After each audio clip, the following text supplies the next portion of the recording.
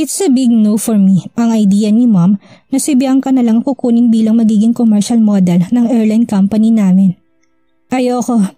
It's not she's not fit on this job. It's just ayokong ipakilala siya sa mundo dahil takot akong maagaw siya ng iba. She's young, pretty and witty. All of the characteristics of a woman in a man who wants. Meron siya. Sobra pa siya sa sobra kaya naman mahigpit ko tong tinutulan. Ma'am naman, Bianca works here. She doesn't even know how to be a commercial model. Iba na lang ang kunin niyo. Huwag na siya. I need her here, in office. Nagpapaka-professional lang ako sa harap ng mga tao dito sa loob. Pero sa totoo lang, parang gusto kong hilahin si Bianca at itago sa likod ko. Connor, hindi naman siguro tanga si Bianca. Tuturuan naman siya doon. To tell you the truth, kahit walang gawin yan, ang ganda-ganda na niyang tingnan. Hay, what if sa screen pa? Desidido talagang mami na kunin si Bianca. At kapag ganun, hindi ko na mababagong isip niya. Kaya itong si Bianca na lang ang sinamaan ko ng tingin. Huwag kang papayag, huwag kang papayag. Mensahe ko sa kanya sa pamamagitan ng titig. Why don't you ask her first? Kilala ko yan si Bianca. Shy type yan. Kapag nga may ka-meeting ako, nagtatago sa pantry yan eh. Saka alam ko may anxiety yan, takot sa tao. Basta iba na lang ang kunin niyo, wag na siya. Para akong bata na sinisiraan ng kalaro para hindi makipaglaro sa iba. Napakunot ang noon ni Bianca at ni Mami sa mga sinabi ko. Lalo na si Bianca, bigla nalaki ang mga mata niya. Nagduda tuloy ang Mommy. Is that true, Bianca? May anxiety ka? Takot ka sa tao? Seryosong tanong ni Mommy kay Bianca. At dahil tinutunaw ko talaga si Bianca sa pamamagitan ng titig ay sa wakas ay nagets na rin niya. Yes po tita, mahihiyain po talaga ako. That's my Bianca? Titig ko palang gets na niya. Buong akala ko'y magbabagong isip ni Mommy, ngunit hindi pa rin pala. Well, I can help you to overcome that. Ako nang bahala sa'yo. Ano, would you accept my offer? Hindi masagot ni Bianca ang aking ina dahil sa akin siya nakatingin. Pasimple akong umiling pero ang kulit talaga ni Mommy. Bianca, to tell you the truth, ngayon lang ako makikiusap sa isang tao. Ikaw talagang napipisil ko kaya maaari mo ba akong pagbigyan? Hindi mo naman siguro ako hihindian. At ginamitan na nga ni Mommy si Bianca ng pangungonsensya. Pwede naman po kaya nga lang ay hindi pa natatapos magsalita si Bianca ay nagpasalamat na kaagad si Mom. This is insane. Wow, fantastic. Thank you, Bianca. So paano, Connor? Isama muna namin ang assistant mo, ha? Hinila niya sa kamay si Bianca at balak nang isama kaagad sa shoot. Ako naman ay naiwan na naghihimutok. Hindi ko maintindihan si Mommy. Bakit ba giliw na giliw siya kay Bianca? Natawa tuloy ako ng mag-isa na parang timang. Magtataka pa ba ako? Ako rin naman ay giliw na giliw. Baliw na baliw kay Bianca. Mom! Too late for me. Nakalabas na sila at sa totoo lang ay umaapaw ang inis ko. Naiwan tuloy ako dito na hindi mapakali. Gustong gusto kong sumunod sa kanila para tingnan kung ano-anong ginagawa kapag nagsushoot ng commercial. Kung dati hinahayaan ko lang na si Felicity ang mamahala, ngayon ni tila bigla ako nagkaroon ng pakialam. Cindy, I have an emergency meeting. Cancel all my appointments today. Hindi ako mapapakali maghapon kaya naisip kong sumunod. Pagkababa ko ng elevator ay kaagad akong sumakay ng aking sports car at mabilis nung pinaharurot. Habang nasa daan, bigla kong naalala na hindi ko nga pala alam kung saan sila magsushoot. Shit! Paano ko ba malalaman kung nasaan sila without asking them? Masyado naman ako mapaghahalata kung ganun. Kaagad kong pinihit ang manibela pabalik sa office. Ganito pala talaga ang tunay na umiibig. Magmumukha kang timang. Hingali kong nilapitan sa Cindy. Sapu-sapu kong aking dibdib. Cindy, pwede bang... Sir, bakit po? Ano po nangyari? Masakit po ba ang dibdib nyo? Nag-aalala tuloy na tanong ni Cindy. Natarantay ito't mabilis akong nilapitan. Hindi, okay lang ako. May itatanong na sana ako. Ang tagal mawala ng hingal ko. Sigurado po ba kayo? Ano po ba yon? Honestly, nahihiya talaga ako magtanong kay Cindy. Ayoko makahalata siya at maging dahilan pa ng pagkalat ng chismis sa aming muli ni Bianca. Kaya naman nagagalitan ako kunwari. Hindi talaga ako makapaniwala na si Bianca ang kukunin nilang model. Gusto kong palitan si Bianca. Pwede mo ba sabihin sa akin kung saan sila nag-shoot? Ganun po ba, sir? Para po sa akin, agree naman po ako kay Mrs. Corazon. Okay na okay si Bianca para maging commercial model. Napahampas ako ng desk sa sinabi ni Cindy. I don't need your opinion. Ano, sasabihin mo ba sa akin kung nasan sila o hindi? Sorry po, ito na po. Hindi to po sila nagsushoot. Sinulat niya sa isang blankong papel ang address ng lokasyon nila Bianca at nanginginig na inabot sa akin. Thanks. Parang batang umiti matapos na makuha ang gusto. Muli ako nagmadaling bumaba patungo sa parking lot at sumakay ng aking sasakyan at muli ko tong pinaharurot. Siguro mga 20 minutes din ang biniyahe ko bago ko narating ang lugar. Beep beep! Busina ko sa natutulog na gwardya. Ang aga-aga natutulog na to. Swerte niyang dumating ako. Tsak na ito ng huling tulog niya rito. Sa lakas at haba ng pagkakabusina ko'y nagising kaagad ang matabang gwardya at lumapit sa akin habang papungas-pungas pa. Ano po nga atin boss? Tanong niya sa akin ay kinatawa ko. Papasok ako. Sagot ko na nakangisi. Boss, pasensya na po't hindi po kami nagpapapasok ng ibang tao. Nasa loob po kasi si madam. I think he was referring to me, mother. Nag-uumpisa ng uminit ang ulo ko pero kinakalmahan ko lang. Hindi niya ako kilala at tama naman ang ginagawa niya ngayon maliban sa natutulog siya sa oras ng trabaho. Magpapakilala sana ako. Ako nang CEO kaso bigla kong naisip na baka hindi siya maniwala. Ganito kasi yun. Pinalapit ko siya sa akin ng malapit na malapit at saka ko siya binulungan. Huwag ka na lang maingay ha. CEO ako at pagmamayari kong lugar na to. Alam ko nandito sa loob ang madam na sinasabi mo kaya papasukin mo na ako. Ito was a surprise visit. Gagawa sila ng commercial sa loob, right? Panguto ko. Ngumiti na siya sa akin na tumango. Kayo po pala ang CEO. O sige ho, saglit lang po. Hindi po ako magingay pero saglit lang po. Madali naman siyang kausap. Saglit siyang pumasok sa loob at ako naman ay naghihintay na bumukas ang gate. Mangilang minuto lang ang lumipas ay bumukas naman ito pero nabigla ko na sumalubong sa akin. Mga pulis at mga nakatutok ang baril sa akin. Huwag kang kikilos, kamay sa likod. Utos ng mga to sa akin, nalinti ka na. Teka, ano ibig sabihin nito? Hindi niyo ba ako kilala? Tinaas kong kamay ko tanda ng hindi lalaban at maayos na nakipag-usap sa kanila. Talaga, kung ikaw ang CEO, bakit kailangan mo pang utuin ng gwardya para papasukin ka? Sinabihan mo parang na huwag maingay. Masama kong tinignan ng matabang gwardya. Nakuha pa pala ako nitong paghinalaan. Hindi ito makakatagal na titig sa akin. This was so embarrassing. Bakit ba kasi ako nahihiya? Nahihiya mo sabi sa mami ko na pupunta ako. Inuna-una ko pa kasi hiya kong yun. Ayan, mas nakakahiya ang napala ko. Okay, fine. I said that because I want to surprise the team. It was a surprise visit. Come on, mukha ba akong kawatan? Itong itsura ko na to? I tried to convince them pero ayaw talaga nilang maniwala kaya napilitan akong ilabas ng ID ko. Here, tingnan nyo naman. Pagkaabot ko ng ID ko sa pulis ay saka naman lumabas ang aking. Oh my God! What is happening here? Bakit yung tinututukan ng baril ang anak ko? Put it down, all of you! Put it down! Dito lang kumalmang paligid. Naku, pasensya na po Madam CEO. Akala po kasi namin ay kalaban. Abot-abot ang paghingi ng tawad ng mga pulis. Binaba nitong mga baril at muling sinukso. My blood pressure! Diyos ko, bakit ka kasi nandito, son? Anong ginagawa mo dito? Akala ko nasa office ka. Hindi ko pwedeng sabihin kay mommy ang totoong pakay ko sa pagpunta ko. Hindi ko pwedeng sabihin na bala kong sirain ang shooting ngayon para hindi matuloy na mag-model si Bianca. Nothing.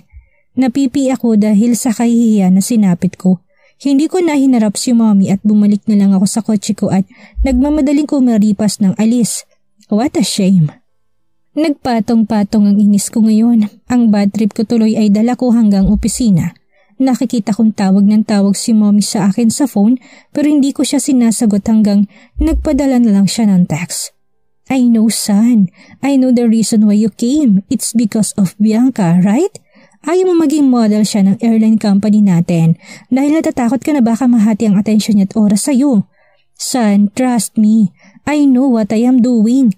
I'm doing this for the sake of our company and Bianca too. Bianca is not just your mistress. I know how much you love her now. Pero sana bigyan mo rin siya ng freedom na matuklasan ng mga iba pa niyang kayang gawin. Malayo pang mararating ng batang ito. Kaya hayaan mo makilala siya ng tao. Hindi lang basta Bianca na nalink sa'yo kung hindi isang Bianca na may talento. Bukod sa kagandahan meron siya. Don't worry, ako na maghahatid sa kanya pa uwi. It's a strange feeling for me why mommy's being too nice to Bianca. Hindi naman siya ganito kay Dorothy. Hindi rin siya yung tipo ng tao na sumusuporta sa third party, pero itong ginagawa niya, nakakadagdag pa ng isipin. But overall, mommy's right. I had to let Bianca. Hindi pwedeng dahil ayaw ko'y dapat hindi niya gagawin. As long as napapasaya niya ako sa araw-araw ay dapat ganun din ang ibigay ko sa kanya. Ang suportahan siya sa lahat na makakapagpasaya sa kanya. Just like mutualism, a give and take relationship. Pagkatapos ng office hours ay muli na naman ako nakatanggap ng tawag mula sa aking ina. Son, you won't believe this. Ang ganda na commercial natin. Mahusay si Bianca. Tingnan mo, isasend ko sa'yo. Mga 2 o 3 araw ang preparasyon upang makagawa ng isang commercial. Meron na lang 2 weeks ang team ni Felicity upang maganda. Kamuntik nang naging problema ang Madam CEO dahil nga sa wala itong napili sa mga model na pinapunta niya sa opisina ng CEO. Mabuti na lang at siya rin ang gumawa ng paraan upang mas mapabilis ang proyektong ito ni Felicity. Si Bianca Palero ang napisilat na pili nito na magiging bagong mukha ng airline company ng anak. Bukod sa perpekto si Bianca para sa mga qualifications, gusto rin ni Mrs. Corazon na i-build lalo si Bianca para makabayad sa ginawa ng manugang niya rito. Gustong ipamukha ni Mrs. Corazon kay Dorothy na nagkamali siya ng panghahamak sa pobreng dalaga, na ang dalagang ginamit niya at pinangkaluno niya para makatakas kay Connor ay malayo ang mararating, kasama ang anak niyang si Connor. After malaman ng Madam CEO ang katotohanan ay talagang puro kabutihan ang pinakita niya sa pobreng dalaga. Gaya ng pagiging bagong mukha ng airlines na ito, hindi biro't madali ang proseso para mapili ang isang modelo. Kumbaga, salang-sala dapat ito dahil international ang company na ito kaya hindi talaga pucho-pucho lang ang napipili dito. This time ay first time nilang pumili ng isang babae na walang kahit na anong karanasan. Bianca is a first-timer in all things. Ni hindi niya nga alam ang gagawin, mabuti na lang at professional ang team ni Felicity, kaya saglit lang siya nitong tinuruan. This commercial is only 2 minutes on air, kaya naman konti lang ang mga eksena na kailangang kunan. Siyempre, more on loob at labas ng eroplano ang kukunan. Sa commercial din niya ito'y 3 lang ang kinakailangan tao. Una ang piloto, ang pasahero, business class at flight attendant, si Bianca. Oo, Miss Bianca, alam mo nang gagawin mo ha? Basic lang yan sa'yo. Galingan mo sa trial take ha? Sabi ng direktor sa dalaga. Yes po, medyo kinakabahan lang ako. Oo, huwag kang kabahan. Isipin mo na lang flight attendant ka talaga. Huminga muna ng malalim si Bianca at tumango. Sisimulan pa lang sana ng trial take ang muling sumingit ng Madam CEO. Wait, ano kaya kung ipasuot nyo na sa kanya yung uniform ng flight attendant? I-retouch nyo na rin yung makeup niya? Feeling ko mas okay kung nasa karakter na siya para mas makafocus siya. Suggestion ng Madam CEO ay parang utos na rin yun na maituturing kaya kaagad na nagsisunura na mga staff. Maging ang mga modelo, nagaganap ng pasahero ay pinagbihis na rin.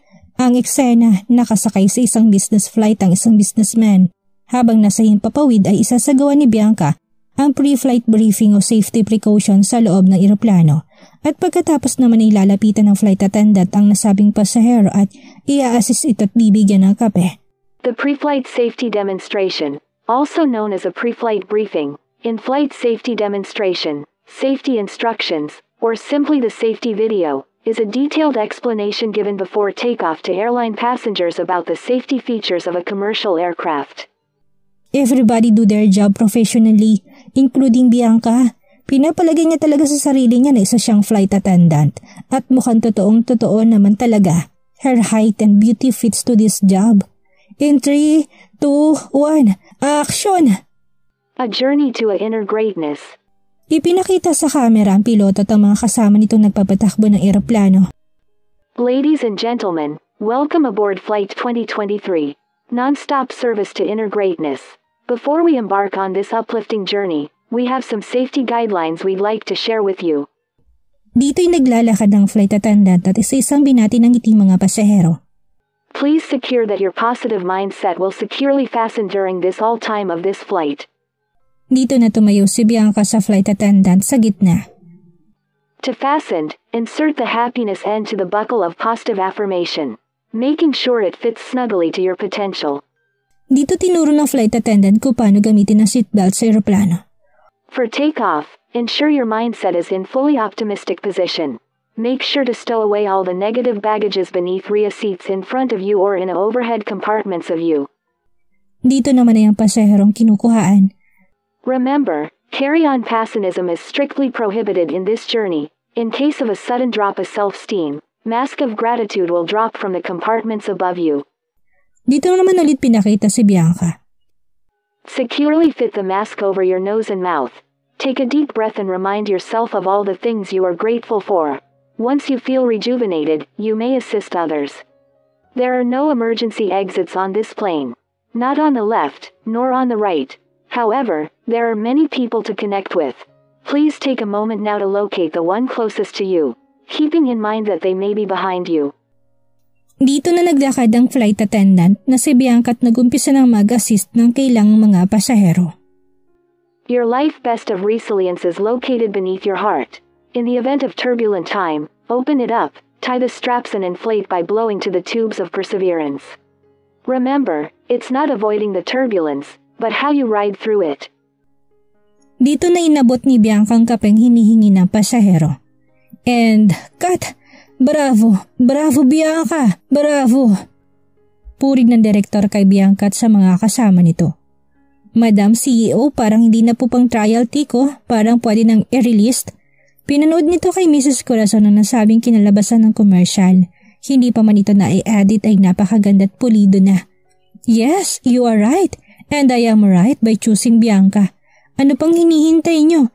I-edit nyo na. Kanina dumating ang CEO at nagkaroon ng minoryang hindi pagkakaunawaan. Nagkagusto ngunit naayos din naman. Natatawang ginang sa anak niya dahil alam niya kung bakit ito sumunod dito. Sumunod dito dahil hindi mapakali. The CEO is obviously obsessed with his assistant at ramdam ng ginang yon. That's why she builds up Bianca. Alam niyang ito na ang mahal ng anak ngayon kaya para matanggap ng tao si Bianca ay tinutulungan ito ni Mrs. Corazon na palihim. At dahil nga bantay sarado si Mrs. Corazon, ang team ni Felicity mabilis itong na-edit ang commercial. Kaagad siyang kumuha ng copy nito at excited na pinasa sa anak. Look at that anak. After 2 days pwede na nating i-launch to, hindi ba? Wala siyang nakuhang reply mula sa anak pero wala siyang pakialam. Masaya niyang niyaya si Bianca kumain muna ng dinner bago ipahatid sa mansyon. Habang kumakain sila sa isang fine dining restaurant ay lihim na silang pinag-uusapan ng mga taong nakasabay nilang kumakain doon. Doon ay maraming nagtaas ng kilay at naguluhan. Close pala talaga siya sa family ni Connor. No wonder na nabigyan ng mali siya dating sweetness nila, sabi ng isang socialite. Pwedeng ganun na nga, pero itong si girl, hindi ko rinig ang pangalan niya. Hindi ko nga siya nakikitang umaten sa mga social events Nito ko lang narinig ang name niya. Na-curious tuloy ako kung anong buhay ang meron siya at bakit siya napalapit sa mga Marcelo. Oo nga, ang swerte niya. Malas lang na umpisang pagkakilala sa kanya bilang kabet na CEO. Sa mga matang mapangmatsyag, tila inggit na inggit sila kay Bianca. Para sa kanila isa siyang commoners lang ito na maswerteng nakaklose na mga Marcelo, lalo na si Mrs. Corazon na kilalang sopistikada. Makikitang nagtatawanan pang dalawa habang kumakain, kuhang-kuha ni Bianca ang kiliti ni Madam CEO. So paano yan? Ipahatid na lang kita sa driver, Bianca. Hindi ka sa pwedeng ako. Alam mo na. Yes po, marami salamat po. Iniisip ko lang po si Connor, baka galit po siya sa akin, tita. Naku, malabo yun. Mahal na mahal ka ng anak ko kaya hindi magagalit yon. Insecure lang yon dahil obsessed siya sa'yo. Sabay hagikik ng ginang at kinikilig sa dalawa. Sige po, bahala na po mamaya. Bianca's POV. Ipinahatid lang ako ng mami ni Connor sa isa niyang tauhan dahil ayaw niyang isipin ni Connor na tinotolerate niyang ganitong gawain. Nangako sa akin na ayusin ni Mrs. Corazon ang divorce paper ng anak niya kay Dorothy sa lalong madaling panahon pero ngayon na hindi pa napaprocess ito ay kailangan na muna namin umarte na isang magkaibigan lamang. At ganoon din dapat kami ni Connor. Tanging si tita lamang at mga katulong ni Connor ang nakakaalam na nagsasama na kami sa iisang bubong. Mananatili itong lihim habang hindi pa napapasawalang bisa ang kasal nito kay Dorothy. Sa ngayon ay kailangan ko munang harapin si Connor dahil tsak na sumama ang loob nito sa akin. Kabado akong pumasok sa loob ng mansyon. 8:00 na ng gabi ngayon at sigurado kung kanina pa siya nakauwi. Tanging mga katulong lamang ang naabutan ko sa sala kaya magaling ko silang binati at tinanong. Magandang gabi po, si Connor po. Nakauwi na po ba siya? Ay, opo ma'am, kanina pa po. Katunayan nga po't kakaakyat niya lang sa kwarto niyo. Kanina pa po siya umiinom sa may garden. Inaantay po kayo. Ganun po ba? Sige po, salamat. Nakaramdam ako ng kaba nang marinig kong umiinom daw si Connor habang hinihintay ako. 5 p.m. lang ang uwian niya at 8:00 na ngayon. Hindi ko tinanong kung nakarami ba ito ng ininom. Nagdasal na lang ako na sana hindi siya galit. Pikit mata kong binuksan ang pintuan at pagkadilat ko'y nandoon na nga si Connor. Nakaupo sa kama at naghihintay sa akin. Hindi ko mawari ang klase ng tingin niya sa akin kaya naglakas loob pa rin akong sayahi kausapin. Galit ka ba sa akin? Naupo ako sa tabi niya at sinubukan siyang amuin. Yumakap ako sa kanya tumalik sa pisngi. Of course not, Bianca. Why should I? Talaga namang mahirap tanggihan si Mommy. Ang ipinagtataka ko lang is bakit ang bait-bait niya sa'yo ngayon. Hindi siya ganun kay Dorothy, even sa lahat, pero bakit pagdating sa'yo, ibang-iba siya. Hindi talaga maintindihan ni Connor kung bakit ganun na lang ako tratuhin ng ina niya. Hindi kasi niya alam na ng nanay niya ang katotohanan. Mula sa simula magtagpo ang landas namin ni Connor hanggang sa pagkakaroon namin ng kasunduan ng asawa niya. Pumabor lang sa akin ang tadhana. Nagkapera ako, na-in-love ako sa CEO at ngayon ay botong-boto sa akin ang ina niya. Hindi rin naman kasi niya pwedeng malaman maski ako'y gusto ko nang kalimutan ng lahat ng kasunduan namin ni Dorothy. Dahil alam kong magagalit sa akin si Connor and worst is, isumpa niya pa ako bilang nagpagamit ako bilang instrumento para maghiwalay sila. Hindi ko rin alam, Connor, pero hindi ba't mas okay nga yun? Kanina kasi nakita niya ako na nandito sa bahay. Napilitan akong umamin na dito ako natulog at dito na rin titira. Akala ko nga magagalit siya pero hindi naman. Napabuga lang ng hangin si Connor at saka ko'y narap. Alam ko na kung bakit. Because you are Bianca. Everyone will surely like you because you are Bianca. Kaya nga nababahala ako eh. Ayoko makilala ka ng mga tao. Natatakot ako, babe. Baka mamaya magising ka na lang na hindi na pala akong gusto mo. Ayoko mangyari yun. Mapapatay kong taong magugustuhan mo. Sobra namang kilig ang hatid sa akin ng mga salitaan niya. As if naman na maghahanap pa ako ng iba. Sa tingin mo, may magugustuhan pa akong iba maliban sa'yo, Connor? I want to be your last. Ang totoo nga niyan, ako nga nag-iisip ng ganyan eh. Minsan naisip ko, ano kaya kung bumalik ang asawa mo? Shhh! Sinaway niya ako. Kahit bumalik pa siya, hindi na magbabago ang pagtingin ko sa'yo. Kaya nga hinayaan ko na siyang sumaya sa piling ng iba eh. Kasi masaya na rin ako sa piling ko. Quits na kami. Pero kasal pa rin kahit mananatili pa rin akong kabit sa paningin ng ibang tao. Habang buhay na lang ba tayong magtatago? What I wanna say is, ganitong nagsasama na kami sa isang bahay ay maling gawain pa rin ito habang kasal sila. Sa pagkakaalam ko, si Connor na lang ang hinihintay. Pirma na lang niyang hinihintay para mapasawalang bisa ang kasal nila. Not anymore, babe. Bukas na bukas din ay pipirmahan ko ng divorce paper namin nang sa gayon ay malaya ka nang maipagsigawan sa mga tao na pag-aari kita. At bawal sila magkagusto sa'yo. Connor said. Hinawakan niyang babakot pagkatapos ay banayad akong ginawaran ng matamis na halik. At this moment, kilig na kilig ako. Ako na at ang pinakamaswerteng babae sa buong mundo. Sa isip-isip ko habang sinasabayan ang umiinit ng halik ng loverboy kong CEO. Ngayong gumaganda na ang lagay ni Bianca sa piling kasama ni Connor at kay Mrs. Corazon. Dito na kaya tuluyang mababagong buhay ng dalaga? Magawa nga kayang maipawalang bisa ni Connor ang kasal niya kay Dorothy. Ano na nga kayang buhay ni Dorothy kasama lalaking ipinalit niya kay Connor? Yan ang ating aalamin sa susunod nating kabanata.